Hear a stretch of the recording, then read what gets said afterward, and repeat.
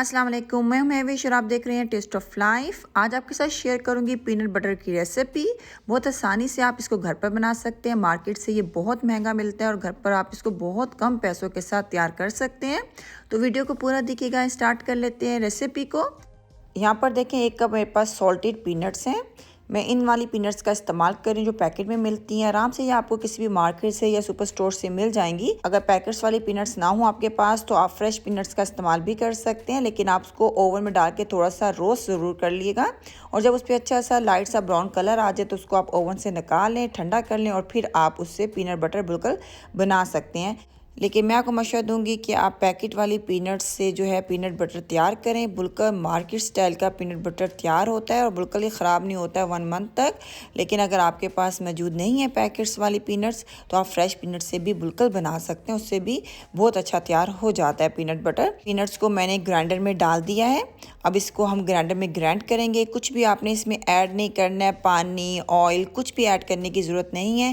Paints کے اندر already اپنا بہت زیادہ آئل ہوتا ہے، یہ اپنے آئل میں ہی اس کا بہت اچھا پیسٹ بن جائے گا۔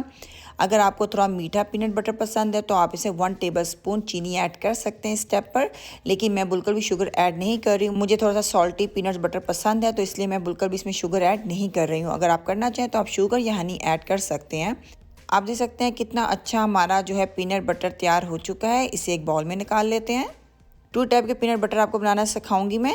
تو یہ پلین پینٹ بٹر ہے، اسی کے اندر میں چاپ کی ہوئی پینٹس ایڈ کر دوں گی۔ یہ پینٹس وہی والی ہیں پیکٹ والی، تو اس کو میں تھوڑا سا چاپ کر لیا تھا، یہ اس میں ایڈ کر دیں گے پلین پینٹ بٹر میں اور مکس کر لیں گے۔ تو آپ دیکھ سکتے ہیں ہمارا home made crunchy peanut butter بھی تیار ہو چکا ہے۔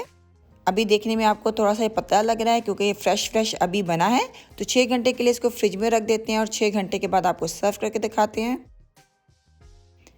6 گھنٹے ہو چکے ہیں اور آپ دیکھ سکتے ہیں ہمارا جو کرنچی پینٹ بٹر ہے کتنا اچھا تھک ہو گیا ہے۔ اور جو پلین پینٹ بٹر ہے اس کو میں نے 1 دن پہلے بنا لیا تھا، تو اس کو فریج میں پڑے ہوئے 24 گھنٹے ہو چکے ہیں، اور آپ دیکھ سکتے ہیں یہ کتنا زیادہ تھک ہو چکا ہے، بالکل بازاری سٹائل کا۔ تو آپ کا جو پینٹ بٹر ہے جب آپ اس کو فریش بنائیں گے تو وہ دیکھنے میں تھوڑا پتلا ہوگا، آپ نے بالکل نہیں گھبرانا ہے۔ اگلے دن جب آپ اس کو استعمال کریں گے تو بالکل تھک ہو جائے گا، بالکل جیسے آپ کو مارکیٹ سے ملتا ہے۔ اس ہوم میڈ پینٹ بٹر کو کسی بھی ایئر ٹائٹ جار میں ڈال کے فریج میں آپ رکھ سکتے ہیں، 1 منتھ تک یہ بالکل بھی خراب نہیں ہوتا ہے۔ تو امید کرتی ہوں آج کی ریسیپی آپ کو اچھی لگی ہوگی۔ اگر آپ نیو ہیں میرے چینل پہ تو چینل کو سبسکرائب کرنا بالکل نہ بھولیے گا۔ انشاءاللہ نیکسٹ ٹائم ملیں گے ایک نئی ریسیپی کے ساتھ۔ اپنا خیال رکھیے گا، مجھے دعاؤں میں یاد رکھیے گا۔ اللہ حافظ۔